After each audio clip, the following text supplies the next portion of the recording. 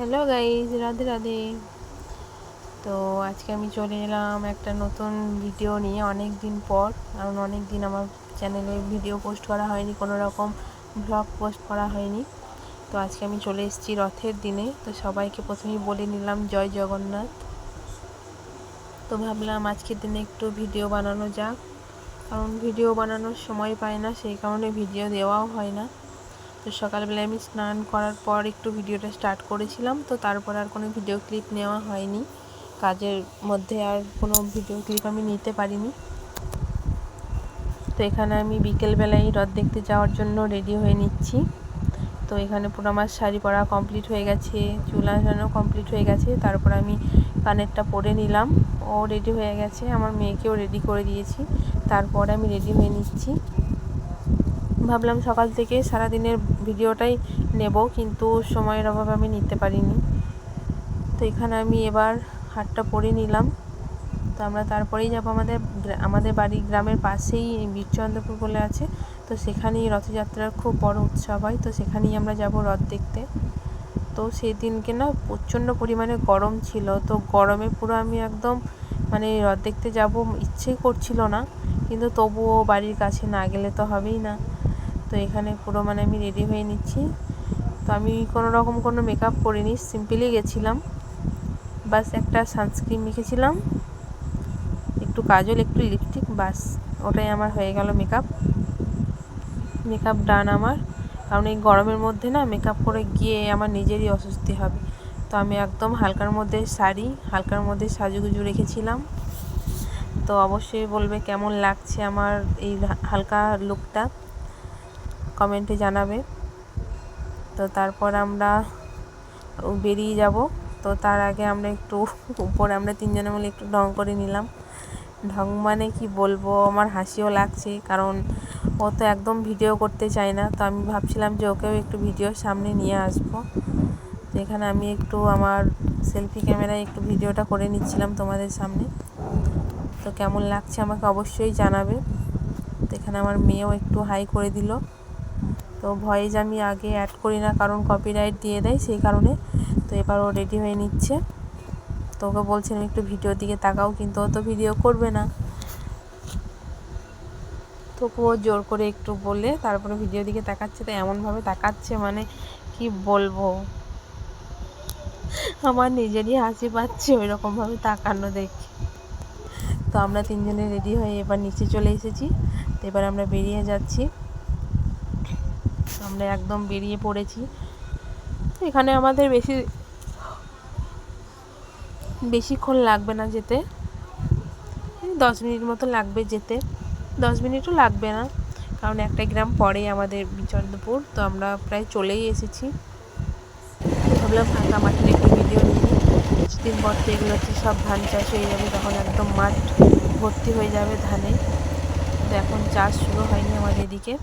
তো আমরা বীরচন্দ্রপুর পৌঁছে গেছি। তো এখানে ভিতর দিয়ে তো বাইক নিয়ে যেতে দেবে না, তো বাইকটা এক জায়গায় রেখে দিয়ে তারপরে আমরা ভিতর দিকে যাব। এখানে পুলিশ দাঁড়িয়েছিল, কারণ রথ বেরিয়ে গেলে আর রাস্তার মধ্যে প্রচুর পরিমাণে ভিড় হয়ে গেলে বাইক নিয়ে বেরোতে পারবো না। তো সেই কারণে আমরা বাইকটা বাইরেই রেখে দিলাম, যাতে কোনো রকম অসুবিধা না হয়। তো আমার প্রচণ্ড ঠান্ডা লেগেছে, সেই জন্য আমার ভিডিওটা এডিট করতে একটু গলাটা কেমন খুসখুস করছে, সেই জন্য আমি ভালোভাবে কথাটাও বলতে পারছি না। তো আমরা ফার্স্টেই চলে এসেছিলাম গৌরী মঠে, কারণ আমরা একদম শেষ থেকে মন্দিরগুলো দেখা স্টার্ট করেছিলাম। তো সব মন্দিরের ভিডিও ক্লিপ নেওয়া হয়নি, যেটুকু পেরেছি হালকা হালকার মধ্যে নিয়েছি, কারণ প্রচণ্ড পরিমাণে সেদিন ভিড় ছিল। তো আমি যেটুকু পেরেছি সেটুকুই তোমাদের সামনে তুলে ধরলাম। তো ফার্স্টে আমরা এসেছিলাম গৌরী মঠ। তো আমরা দেবী মূর্তি তো দেখাতে পারবো না, কারণ ওখানে ফটোগ্রাফি কোনোভাবেই অ্যালাউ নেই। তো আমরা বাইরেরটা ভিডিও করেছিলাম। তো আমি এখানে ভিডিওর মধ্যে কয়েক কপি ছবিও তুলে নিয়েছিলাম। তো আমার মেয়েকে বলছিলাম যে একটু পিছিয়ে যাও, তো সবাই মিলে একটু ছবিটা তুলব। তো ওকে আমি একটু পিছিয়ে দিলাম, দিয়ে সবাই মিলে আমরা একটু সেলফি তুলে নিলাম আমি এতে। আর ওর বাবা বাইরে ছিল, কারণ আমরা তো প্রায় দিনই আসি না, আমরা মাসে হয়তো 2বার করেও আসি ঘুরতে। বাড়িতে ভালো না লাগলে মন্দিরে বেড়াতে চলে আসি। তো আমরা এখানে গৌরী মঠ দেখার পর আমরা এখান থেকে বেরিয়ে যাব রথ দেখার উদ্দেশ্যে। তো আমরা এখানে নিতাই বাড়িতে চলে এসেছিলাম।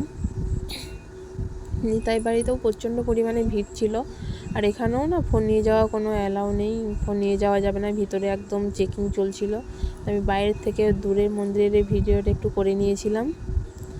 তারপরে আমি আর আমার মেয়ে দুজন মিলে গিয়েছিলাম। ও যায়নি, ও বাইরেই ছিল। তো ভিতরে কোনো ভিডিও ক্লিপ আমি তোমাদেরকে দিতে পারিনি।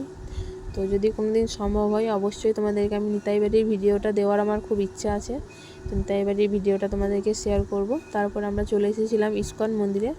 তো এখানে ভিডিওটা মোটামুটি করা যায়, কারণ অতিরিক্ত ভিড় থাকলে না ওনারা কিছু বলেন না, আর হালকা ভিড় থাকলে তখন ভিডিওটা করতে দেয় না।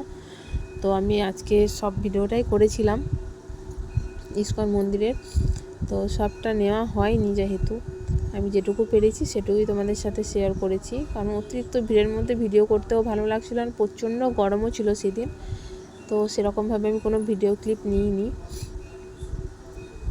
তো তোমরা দেখতেই পাচ্ছ যে কী হারে ভিড় ছিল সেদিনকে। তো আমরা ইস্কন মন্দির থেকে বেরিয়ে এবার চলে যাচ্ছিলাম বাঁকারাইয়ের রথ বেরোনো দেখতে। তো প্রভু বাঁকারাই বেরিয়েও পড়েছিলেন রথ নিয়ে।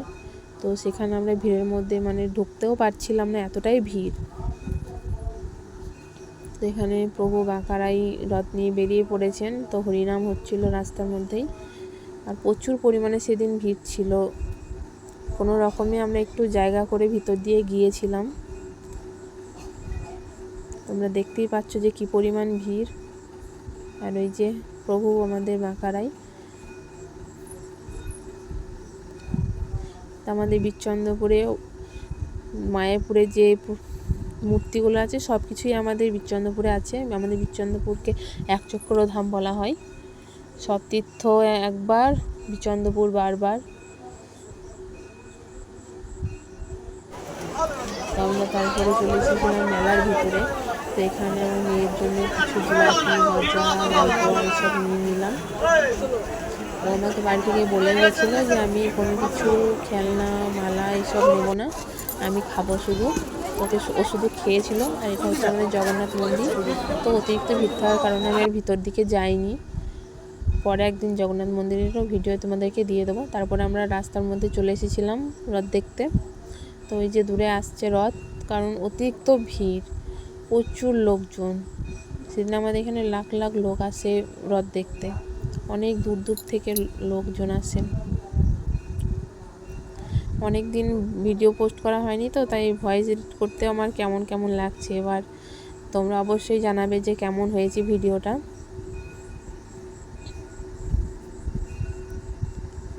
আর এখানে সব ট্রাক্টরে করে গান বাজিয়ে এরা নাচানাচি করছিল, আর প্রভুর রথটা আসছিল পিছনে, কারণ এরা আগে চলে গেলে একটু রাস্তাটা ক্লিয়ার হবে।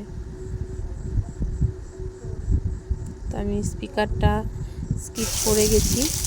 তো আমি তারপরের দিন আর কোনো ভিডিও ক্লিপ নিতে পারিনি। তো এবার চলে এসেছিলাম তারপরের দিন রান্না বান্না করতে। এখানে আমি বানিয়েছিলাম কুমড়ো পাতা দিয়ে কাতলা পাতুরি। তো সত্যি কাতলা পাতুরিটা খুব সুন্দর হয়েছিল খেতে।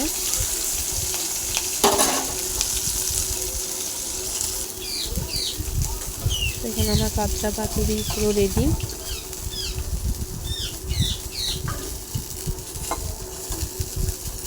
এখানে তুলে নিলাম কাতলা পাতুরিটা। আর রথের দিনের আর কোনো ভিডিও ক্লিপ আমি ভিড়ের মধ্যে নিতে পারিনি, কারণ ভিড়ের মধ্যে হয়তো পড়ে টরে যেতে পারি বা কিছু। আর একজনের তো পায়ের ওপর দিয়ে রথ চলে গেছিলো, সেই ভয়ে আমি আর ভিডিও ক্লিপ নিয়েও নিই। তারপরে আমার পাতুরি রেডি। তো আমি ওকে বললাম একটু টেস্ট করে দেখো কেমন হয়েছে, প্রথমবার বানালাম। তো সত্যি খুব সুন্দর হয়েছিল খেতে। আর কুমড়ো পাতাটাও কিন্তু খেতে দারুণ লাগছিল। ফোনে কতটা ভালো বোঝা যাচ্ছে বলতে পারছি না, কিন্তু খেতে কিন্তু খুবই সুন্দর হয়েছিল। তো বন্ধুরা, আমার ভিডিওটা আজকে এই পর্যন্তই। ভালো লেগে থাকলে অবশ্যই লাইক, শেয়ার, কমেন্ট এবং সাবস্ক্রাইব করে দেবে। তো আজকের মতো রাধে রাধে, সবাই ভালো থাকবে। জয় জগন্নাথ।